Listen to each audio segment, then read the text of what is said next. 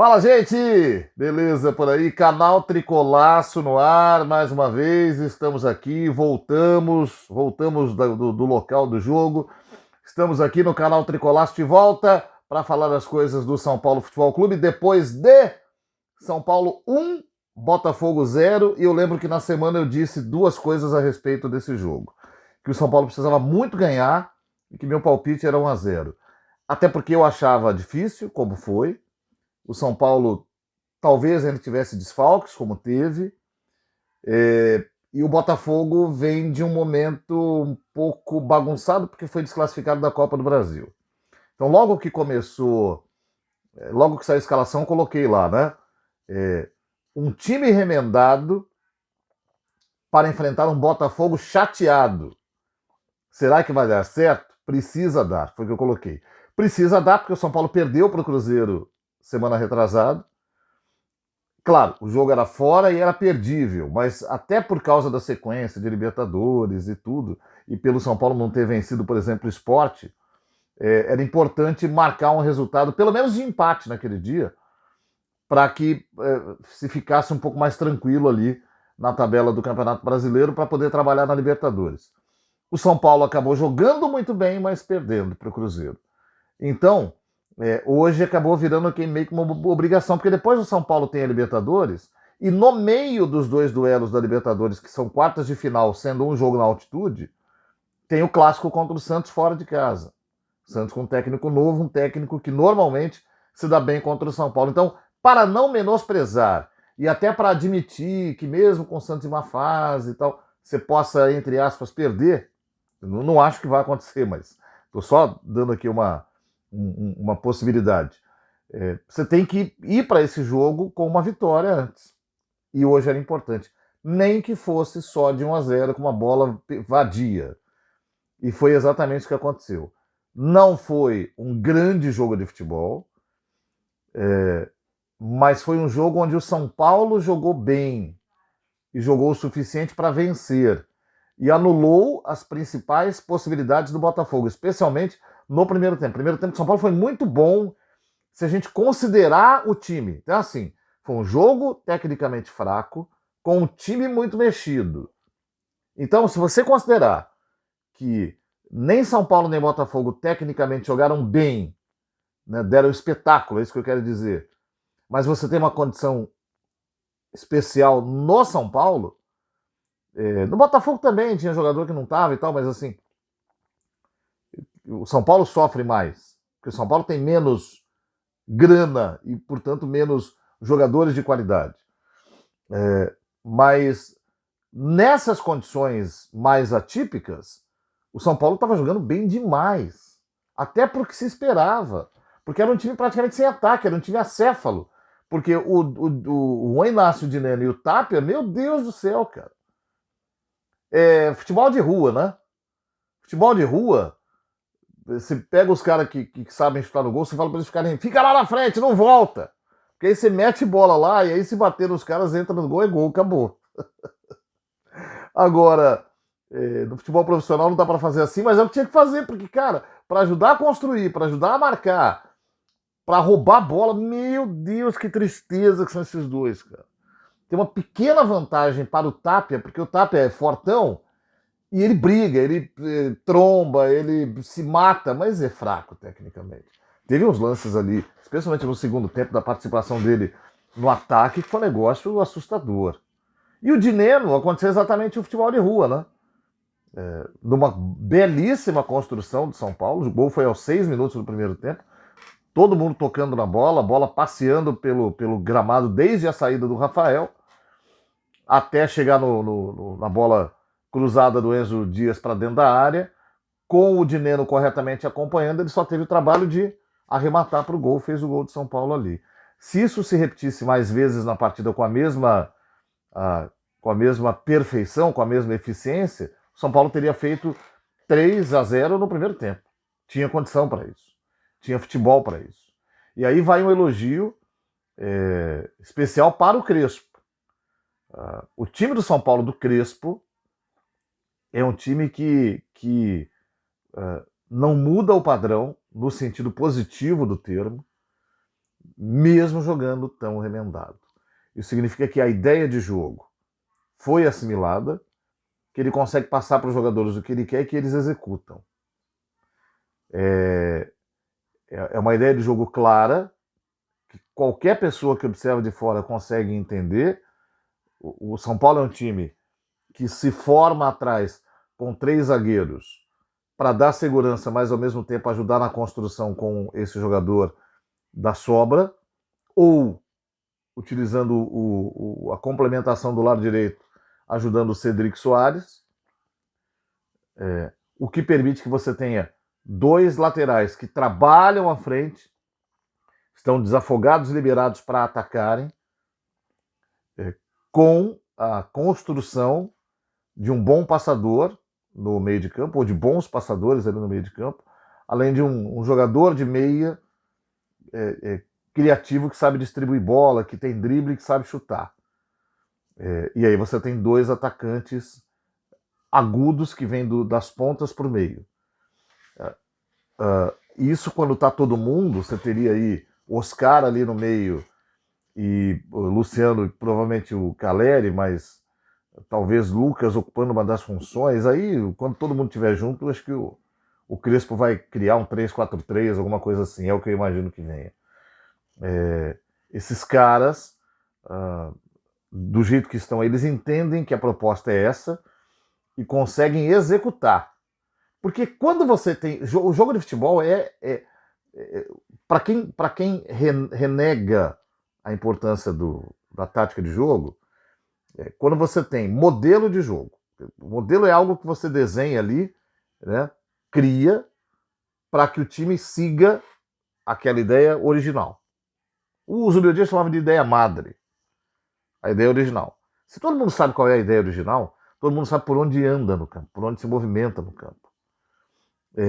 Isso é importante, parece que não, mas porque você memoriza a função. Depois que memoriza a função, mesmo que você seja ruim de bola, só de você memorizar a função e fazer a função que é pedida, ou seja, percorra o corredor do lado direito, toque na bola para quem estiver livre no meio, ainda que você não seja um craque, mas você sabe o que você tem que fazer. Isso facilita as coisas. Isso melhora o desempenho da equipe. Então, como o Crespo tem conseguido fazer isso com perfeição no São Paulo, mesmo com jogadores de pouca qualidade, o modelo de jogo se impõe e o futebol flui. Tanto é que eu vou lançar uma pequena polêmica aqui. Eu acho que não tem nenhum time nesse Campeonato Brasileiro que jogue um futebol tão agradável como o do São Paulo. Eu não estou falando que é o melhor time do brasileiro, não estou falando que ele é o que tem mais... Não é isso. É de futebol agradável. Nenhum time deste Campeonato Brasileiro, nem o Flamengo. O Flamengo tem os melhores jogadores. O Flamengo tira os 11, troca por 11 no banco e vai ter jogador de qualidade sempre. E joga bem. É vistoso. Mas o do São Paulo é mais vistoso. Agora é óbvio que o São Paulo fica defendendo na qualidade técnica. O Palmeiras é uma catedral de eficiência. Impressionante. É um time que é pensado para dar certo. Mas não é tão pensado para jogar bonito, nem tão pensado para dar espetáculo, mas é para dar certo. E funciona. Então é mais agradável ver o São Paulo jogar do que ver o Palmeiras jogar. O Cruzeiro talvez é o que mais se aproxime, porque o Cruzeiro é um time treinado por um cara que aprecia jogo bom e que trabalha com muitas alternativas de jogo ao longo de uma partida, o que faz com que o Cruzeiro seja bastante interessante de ver jogar. Né? O Bahia também. O Bahia é um time de muita posse, de muita troca de passe. O problema do Bahia é que eu acho que o Bahia oscila na eficiência, então ele fica devendo. O São Paulo acerta mais.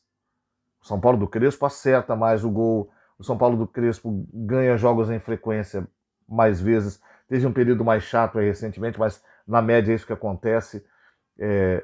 Eu acho que ele merece parabéns por isso. Porque inclusive jogadores que trabalharam com ele da outra vez já disseram, ele está melhor. Ele está melhor na comunicação e ele está melhor no que ele propõe para o elenco levar para o campo.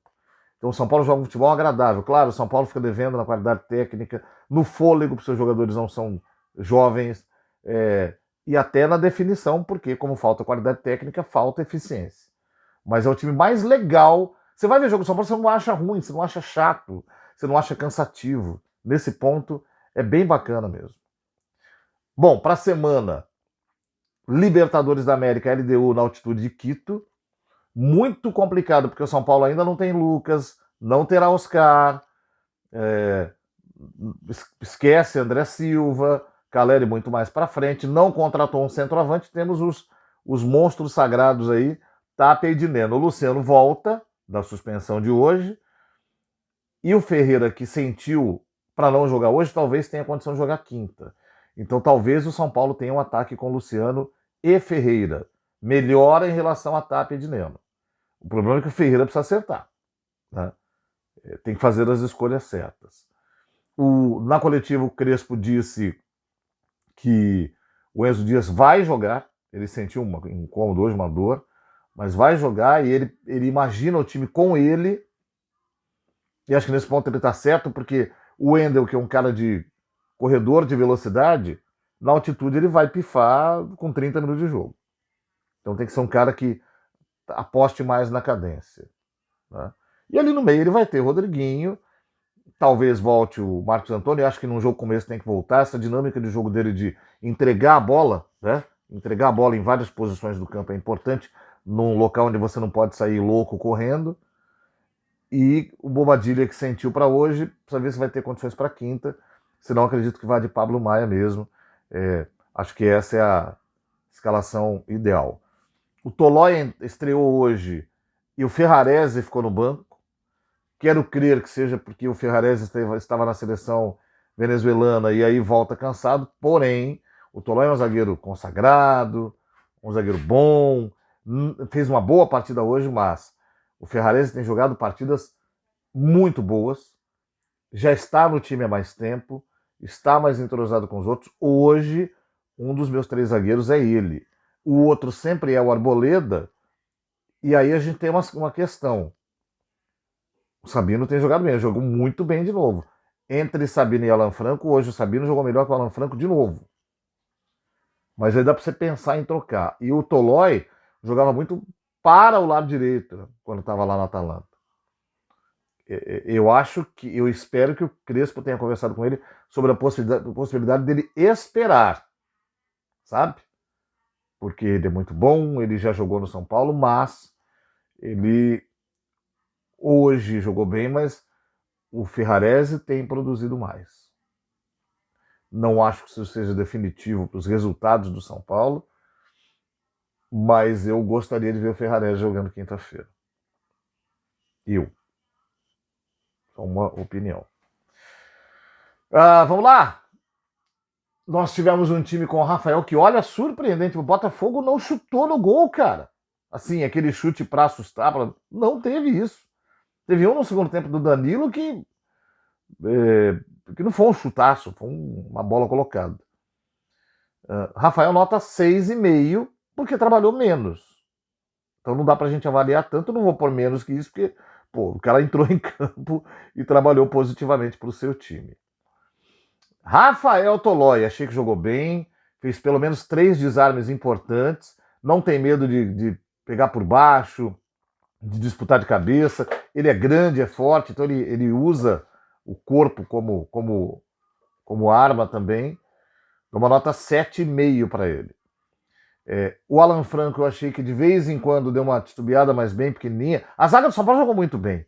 Vai um 7 para o Alan Franco, vai um 7 para o Sabino, que também fez boa partida hoje. Muito boa, por sinal. Entrou, daqui a pouco eu vou falar quem entrou. Cedric Soares, bastante irregular de novo do lado direito. Teve cruzamentos mal aproveitados pelos 2 cones lá da frente. E teve algumas jogadas que o Tapia conseguiu atrapalhar ele. Negócio impressionante. Mas ele foi bem. 7 para o nosso português. Alisson, boa partida no primeiro tempo. Sofreu falta. Sentiu um pouco. Deu lugar para o Marcos Antônio no segundo tempo. Não fez uma má partida, mas ele já jogou melhor do que está jogando agora. Nota 7. Pablo Maia, esse sim, jogou muito bem no primeiro tempo. Foi bem também durante o segundo tempo. Caiu um pouco de produção por cansaço. mas merece uma nota 7,5. Rodriguinho. Rodriguinho me estranhou por pedir para sair, claramente por cansaço. Muito novo. O jogo exige demais. Tem aquela coisa do Crespo de ter a perseguição individual. Eu não gosto, é muito particular. Eu sempre preferi a marcação por zona e eu sempre achei a marcação zonal mais eficiente, inclusive. Eu acho que você diminui espaço com mais eficiência. Mas é uma discussão de horas. Técnico que gosta de perseguição individual, gosta, difícil mudar. Eu só acho que arrebenta o time. Mas ok. O Rodriguinho saiu cansado, o cara é muito novo para sair cansado, cara. Mas enfim, vou dar pelo que ele jogou até ali, nota 7. Nota 7. Aí nós temos. Falei todo mundo. Enzo Dias. Enzo Dias oscilou. Na defesa ele teve momentos esquisitos. No ataque ele jogou bem, ele participa da jogada do gol, ele conclui, ele bota na área, ele se machucou, importante, mas estão dizendo que ele joga. Nota 7 para o Enzo Dias. Tapia, cara, a nota que o Tapia vai ganhar é pela dedicação dele, porque pelo futebol é 7 porque ele se matou. Mas, cara, como é ruim, como é complicado esse cara jogando bola. É a mesma coisa do Dineno. A nota que o Dineno vai ganhar é porque ele fez o gol. Porque, meu amigo, olha, 7,5 pro Dineno. Com gol e tudo, hein? Entrou Arboleda, que quando entrou tinha menos trabalho, mas foi bem, impôs a sua presença ali. Wendel entrou muito bem. Fez um ótimo segundo tempo. Fez aquele corredor do lado esquerdo. Teve que o Botafogo botar alguém em cima dele e aí com isso perdia a descida pelo lado direito para que ele não entrasse por ali, para entrar até na área, inclusive. Achei que ele foi bem demais. Entraram o Marcos Antônio, que graças a Deus entrou, deu outra dinâmica para o meio. É um jogador, talvez o mais importante do São Paulo de hoje, por causa exatamente dessa dinâmica. Ele refinou a bandeira de jogo do São Paulo hoje, o estilo de jogo do São Paulo hoje. Estava muito bruto, ele refinou. Entrou também o Luan, volante, quase no final da partida. No lugar do Rodriguinho que estava machucado, o Crespo já não ia fazer nenhuma substituição. E no fim das contas ele quase faz um gol, caiu uma bola para ele, teve que virar o corpo e aí errou o alvo.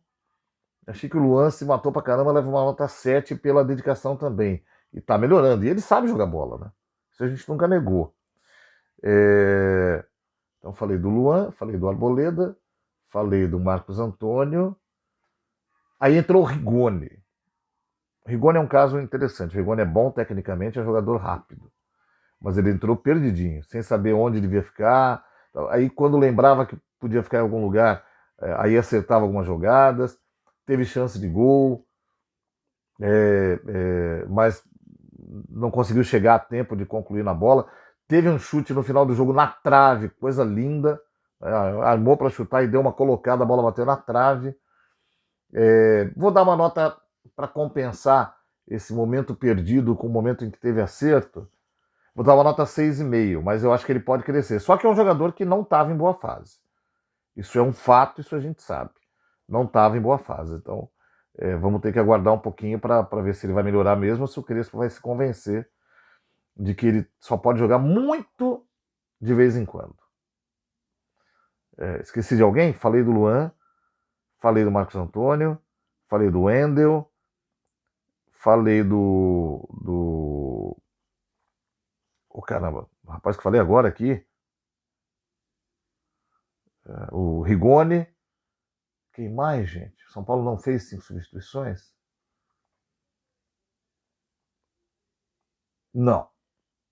Então tá tudo certo. Falamos, olha, se de alguém lembrar, me fala aí, porque agora não tá vindo aqui, cara. Entrou Rigoni, entrou Rigoni. Arboleda, peraí. Então entrou Arboleda, Wendel, Luan, Rigoni. Gente, falta um, pô. Não tô ficando maluco. Não tô lembrando de jeito nenhum. Não anotei, dá nisso aí. Então é isso, gente. Ah, vamos para amanhã a resenha da semana e na quinta-feira tem Libertadores da América. Jogo que vai acontecer enquanto eu tô trabalhando, cara. Você tem uma noção do que é isso?